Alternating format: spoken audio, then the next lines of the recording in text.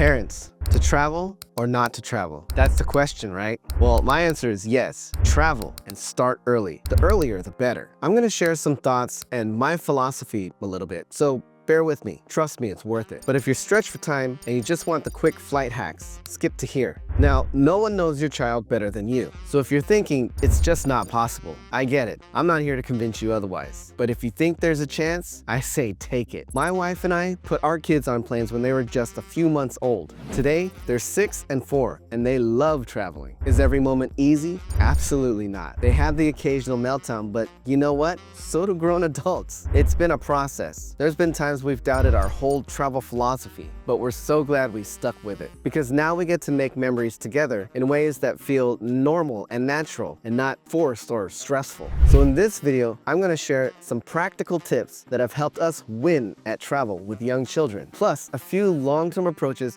that have helped our kids truly learn to love travel. Let's go. Let's start with the flight itself, because even seasoned travelers will tell you a long flight with kids takes a little bit of planning and a lot of patience. Here are some of the things that have helped us the most. Number 1, stickers and sticker books. Sticker books are engaging and come in every theme imaginable, from animals and airports to space and dinosaurs. You can hand them out slowly, save them for tense moments, and even turn them into mini games. Number 2, be open to screens, but make them work for you.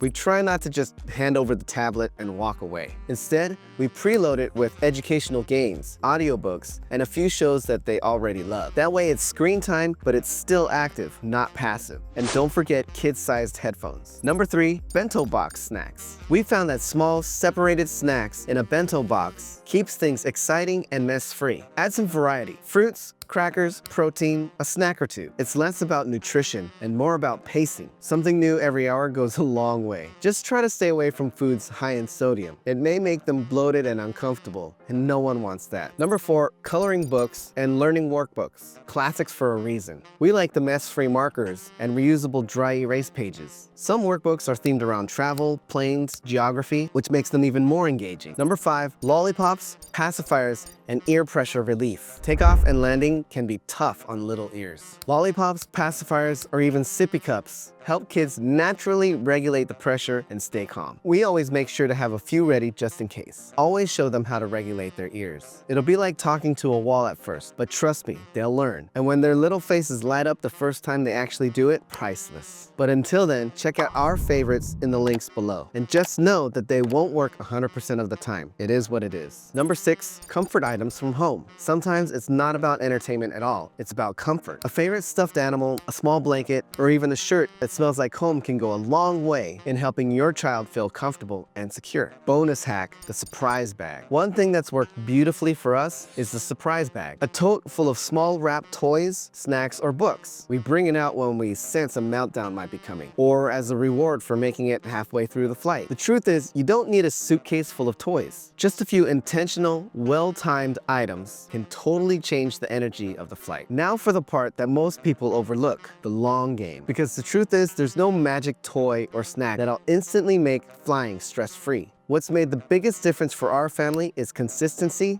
patience, and the way we talk about travel. We treat travel like it's a story we're telling together. We explain the process, packing, security, boarding, and we get them involved in every step. They're not just along for the ride, they're part of the mission. We started flying with them when they were babies. At first, it was exhausting, but over time, they got used to the sounds, the routines, the rhythm of it all. The more you do it, the easier it becomes, even if the first few times are rough. We talk about travel before it happens. What to expect, what they'll see, even what might feel scary or boring. Giving them mental checkpoints makes everything feel more familiar when it's actually happening. Kids mirror us, so when we hit delays or turbulence, we try to stay calm, talk it out, and laugh when we can. It doesn't always work, but the effort pays off. We also point out bad behaviors or habits in other passengers to show them what not to do or how not to behave. We all know there are plenty of examples out there. We don't make it all about when we get there. We treat the flight as part of the fun, the snacks, the games, the window views. That mindset shift alone has helped our kids enjoy the journey instead of just enduring it. Even walking up and down the aisles, smiling, waving, or fist bumping other passengers goes a long way for them as well as everyone else on the plane. Make it as enjoyable as you can. There's enough stress and factors outside of your control that can really put a damper on your traveling. Don't let any of those negative things seep into the things you can control. And no, you can't always control your children, but the less you let affect you, the less they'll be affected as well. None of this happened overnight. It's been years of trial and error, good flights and tough ones. But the more we fly together, the more we grow together. And that's what keeps us going. At the end of the day, flying with kids isn't about perfection. It's about progress. Every trip is a step forward. Some will be amazing, and others, well, you'll just be glad it's over. But the more you fly, the more your kids will learn. They'll learn to wait, to be curious, to explore new places. And honestly, we learn a lot too. So whether you're preparing for your very first flight or looking for new ideas, I hope something in this video gave you a little bit of hope, or at least some peace. If you've got a favorite travel trick for flying with kids, drop them in the comments. We're always looking to learn from other parents. Be sure to subscribe and share this video with your favorite traveling families. Thanks for watching, and wherever your next flight takes you, I hope it's filled with snacks, stickers, and a whole lot of patience.